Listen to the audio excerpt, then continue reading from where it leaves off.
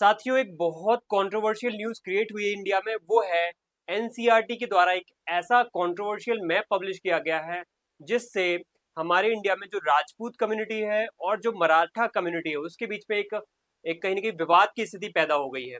क्या है विवाद, क्या है न्यूज़, या क्या है ये कंट्रोवर्शियल, समझते हैं इसको।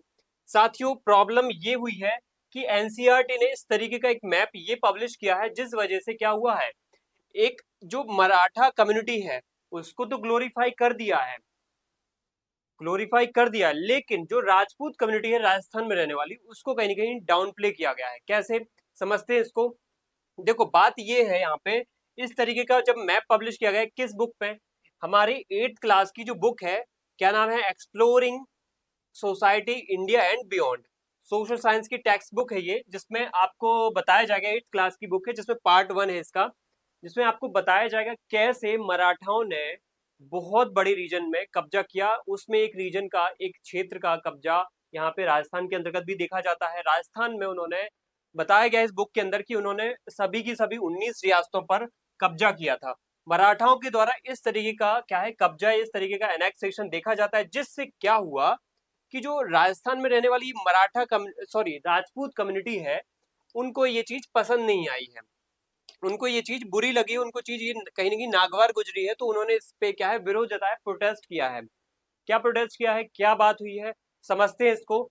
एक्चुअली सिचुएशन ये पैदा हुई है कि जो ये मैप है, राजस्थान का मैप है, इसमें बताया ये जाता है कि एक जमाने पहले, या जब राजपूत काल आया था, राजपूत का एक जो रीन का पीरियड आया था, कहा जाता है कि वो अर्ली मेडिवल पीरियड में आया था, 1000 एडी कह सकते हैं या फिर 1100 एडी के आसपास देखा गया था, जिसमें मुख्य रूप से जैसे मेवाड़ रियासत हो गई है, बूंदी रियासत हो गई है, मारवाड़ रियासत हो गई है, ऐसी 19 से ज्यादा रियासतें यहाँ पे राजस्थान में देखी जाती हैं।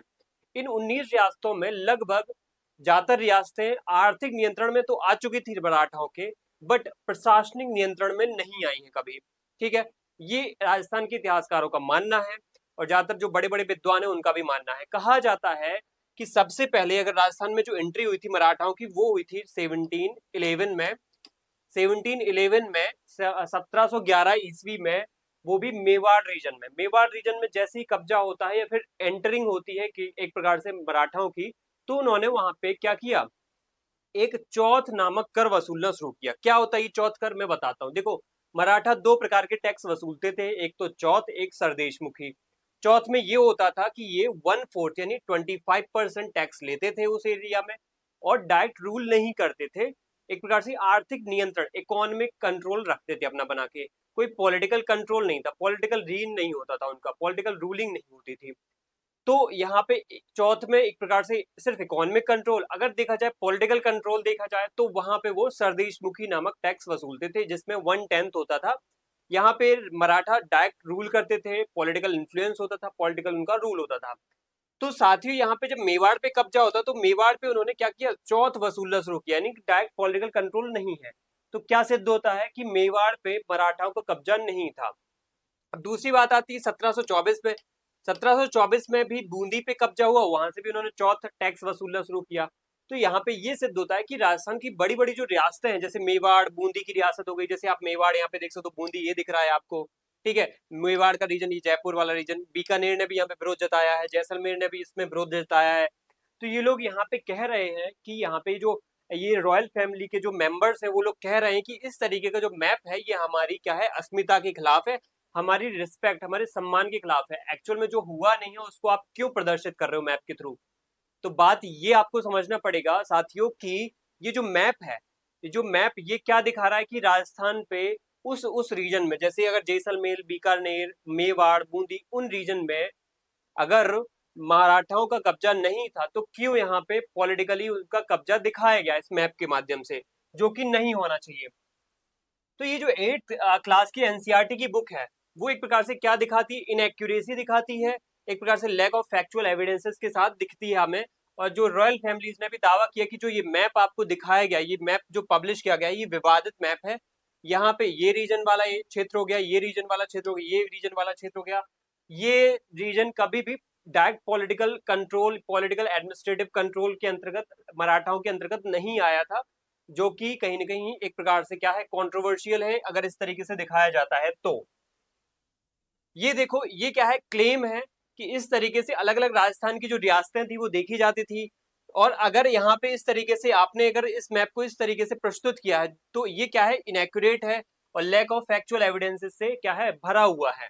अब आगे बात करें तो देखो, यहाँ पे हिस्टोरियंस ने कई सारे यहाँ पे वही पॉइंट रखे हैं कि यहाँ पे सिर्फ चौथ वसूला जाता था, यानी कि आर्थिक कंट्रोल था, कभी भी डायरेक्ट कंट्रोल नहीं हुआ, जिस वजह से यहाँ पे ये रियासतें क्या थी, स्वतंत्र थी। और खासतौर पे जैसलमेर और बीकानेर ने तो दावा किया है कि यहाँ पे कोई भी डायरेक्ट कंट्रोल नहीं था। अगर आपको यहाँ पे इनके बयान सुनना है तो आप यहाँ पे क्या है, इन रॉयल फैमिलीज के जो ऑब्जेक्शन है अलग अलग आए हैं उनको भी आप देख सकते हो। उन्होंने, उनके डिसेंडेंट्स, उनके जो वंशज है, उन्होंने भी दावा किया है, जैसे मेवाड़ के वंशज हैं जो अलग अलग, जैसलमेर के वंशज हैं, बूंदी के वंशज हैं, तो उन लोगों ने भी कहीं ना कहीं दावा किया है कि इस प्रकार का जो मिस रिप्रेजेंटेशन हुआ है हमारे हमारी इस पूरे के पूरे रीजन में, उसका जो पॉलिटिकल एक अंडरमाइनिंग की गई है, डाउन प्ले किया गया है, ये बहुत ही गलत हुआ है। ऐसा नहीं करना चाहिए, इस मिस इन्फॉर्मेशन को स्प्रेड नहीं करना चाहिए। यहाँ पे उनके जो डिसेंडेंट्स हैं उनके ये क्या है, दावे हैं, जैसे अगर आप देख सकते हो मेवाड़ के राज परिवार ने दावा किया है कि ये जो है इस तरीके का एनसीईआरटी को नहीं करना चाहिए, गलत तरीके से पेश किया गया है। अगर आप जैसलमेर के राजघराने में जाओगे तो ये कहीं ना कहीं दावा करते हैं कि ऐसी बातें अगर एनसीईआरटी छापेगा तो एनसीईआरटी पर विश्वसनीयता घट जाएगी।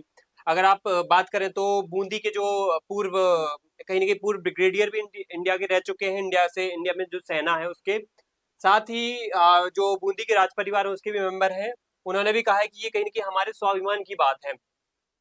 अगर बात करें अलवर के राज परिवार की तो उन्होंने भी उस तरीके की बातें कही है कि ये एक प्रकार से पॉलिटिकल एजेंडा क्रिएट कर रहा है, पॉलिटिकल इन्फ्लुएंस पैदा कर रहा है, जो कि नहीं होना चाहिए।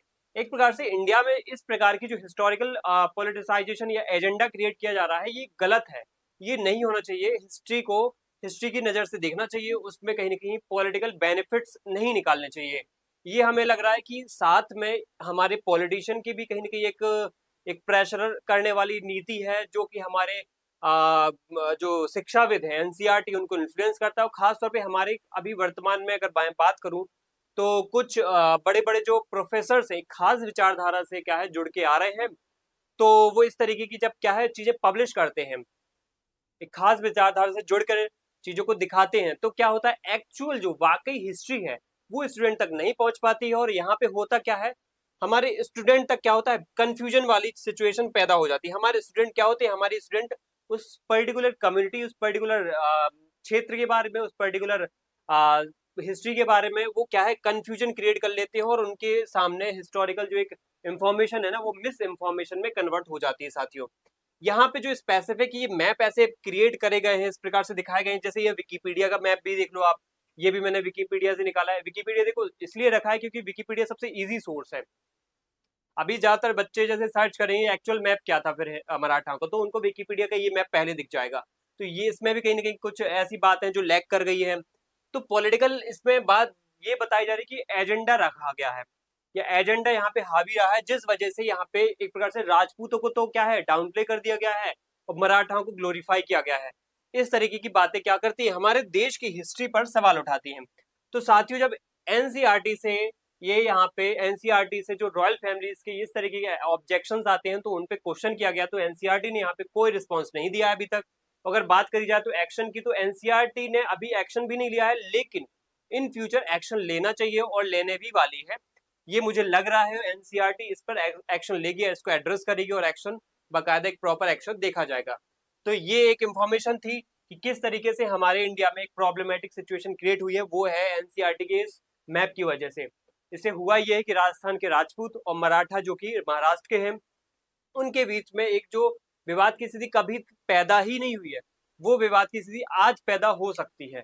तो छोटी छोटी बातें कभी बहुत भयानक तरीके से क्या कर देती हैं, विवाद पैदा कर देती है, वो नहीं होना चाहिए। हमें क्या करना चाहिए, हमें हिस्ट्री को सिर्फ हिस्ट्री की नजर से, हिस्ट्री को सिर्फ एक एक खास एक घटनाक्रम के रूप में देखना चाहिए, उससे सीख लेना चाहिए, ना कि उसको विचारधारा से लिंक करके उसमें अपना बेनिफिट, अपना पॉलिटिकल एजेंडा फैलाना चाहिए। ये नहीं होना चाहिए। इससे क्या होगा, आगे आने वाली जो जनरेशन है उसको वास्तविक जो जानकारी हिस्ट्री की वो नहीं मिल पाएगी।